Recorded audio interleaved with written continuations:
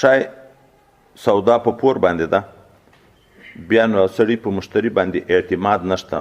دا ارتهان خو د ده غرض دپاره چې سبا به دی ورک شي، بیا به د ما مال نه نو د هغه نه ګروي کې شی واخلي.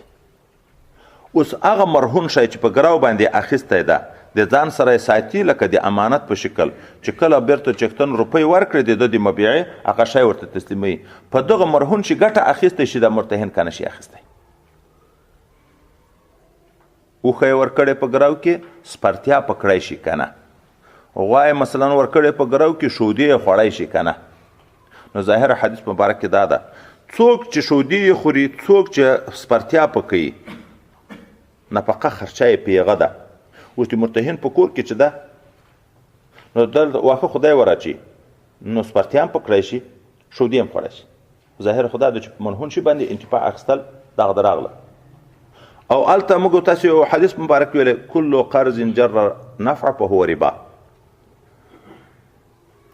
ما دته روپۍ ورکړي، شی مې ورکړو په پور په 100 روپۍ مې په خرڅ کړو، د ده شی د ما سره ګراو ده، زه چې د په شي باندې ګټه اخلم دا په پور کې حسابېږي. ما ته به خپلې روپۍ پوره راکوي که نه، نو 100 روپۍ بیرته راکوي تر هغه شپه پورې چې دی ما ته 100 روپۍ راکوي، زه د ده د اوښې یا د غوا شودې هم خورم، خو د په شي مې ګټه واخیسته، خو سود ده که نه، سپرتیا مې په وکړه، سود ده، دا ناجایز ده. اوس دغه حدیث مبارک کې چې راغله، نو حدیث مبارک کې چې راغله وایي دا 2 صورت دي، یا د اعارې په شکل. اوس د دی ما پوره وړی شو، شی مې په ده باندې خرڅ کړو، د آس اوښ لکه نن سبا سکوټر سایکل دا یې په ګرو کې راته کېښی. پس له دې نه شرط مو نه و، پس له دې نه چې ما ته یې په ګرو کې تسلیم کړو، زه بیا ورته ووایم چې اوس خو هسې د ما سره ولاړ ده، که ما ضرورت و کله کله اجازه دې شته چې زه بیا په لاړ شم؟ ده ویلې او دا بیا پروا نه لري. عقد کې نه ده شرط، د عقد په وخت کې شرط نه ده. بیرته مې دومه استعارې په شکل ورته ویلې چې زه بیا کله کله تر بازاره پورې په ځم، تا اجازه ده؟ ده ویلې او. دوم صورت یا ده چې دغه اوښه یا دغه غوا چې زیروحه شی ده، دا ما سره 10 شپې ده، دا 10 شپې خرچه خوراک غواړي که نه غواړي؟ خوراک دی راکوي که زه ورکوم؟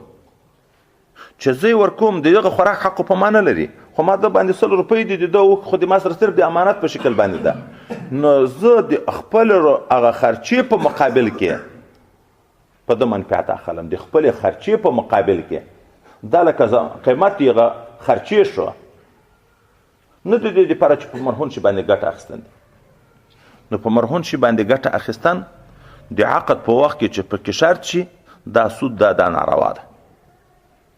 خو محدثین لیکي که یو ځای کې معروف و یو شی ګټه په اخیستن، مشروط نه معروف و، خو معروف هم وایي کله مشروط داسې ده، هغه هم ناجایز ده.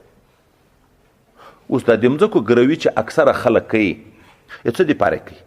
د استحقاق دپاره دي که د انتفاع دپاره دي؟ دا خو د استحقاق نه چې دی 1 لک روپۍ د مانه غواړي، زه 1 لک روپۍ ورکړم چې سبا به دی رانه تښتېدلی، دا مځکه ماته دی په ګروي کې راکوي. نه، باقاعده خلک روپۍ د ګټې دپاره مځکه ګروي، لاس کالی هم خوري، رواج دغسې ده، بایده په اخلي. دا خو د استحقاق دپاره نه ده، د انتفاع دپاره ده. معروف کل مشروط داسې ده. اوس نو دلته څوک بیرته د جواز رنګ چې ورکوي، هغه دا وی چې دا بیع الوفا ده.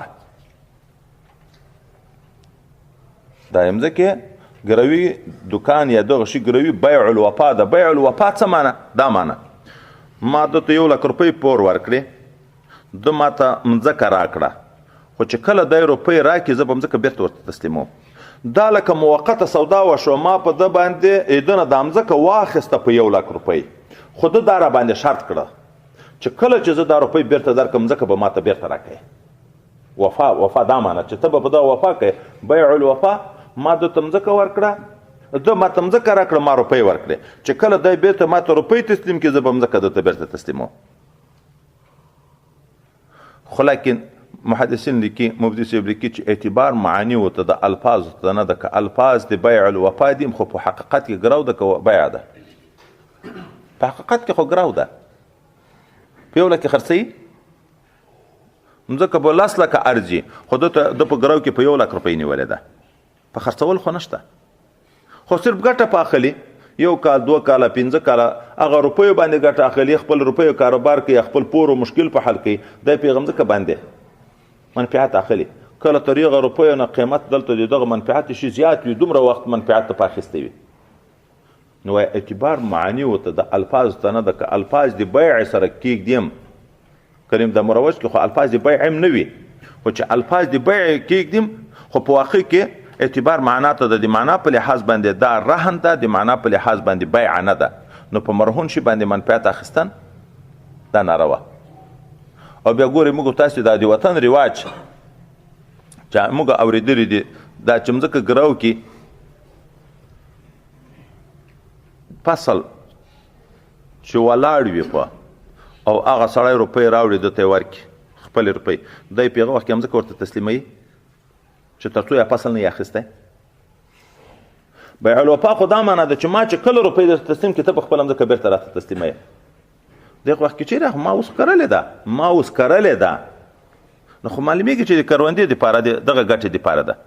او دا اکثر خلک په لګیا دي، دا مالدار خلک په اکثرو ځایو کې بس روپۍ په ګروي کې بندوي، روپۍ په ګروي کې بندوي قصدن.